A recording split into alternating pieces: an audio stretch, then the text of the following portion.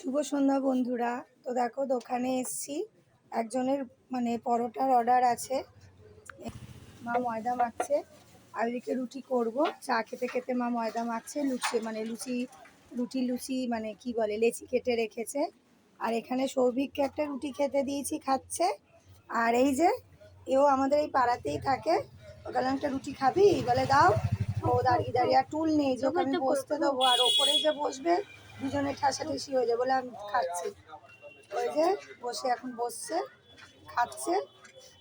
সৌভিকের থেকে একটু বড়, এই যে খাচ্ছে। আর এদিকে সৌভিক বাবু খাচ্ছে, নিজে খেতে পারে না, ওকে আবার ডিরেকশন দিচ্ছে যে বড় বড় করে নাও। এই যে দুজনে খাচ্ছে।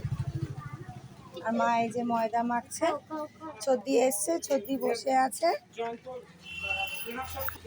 তো চলো, এখন একটু ফাঁকা আছে, কাস্টমার নেই, তা রুটি করে রাখি, কাস্টমার হুট করে চলে আসতে পারে।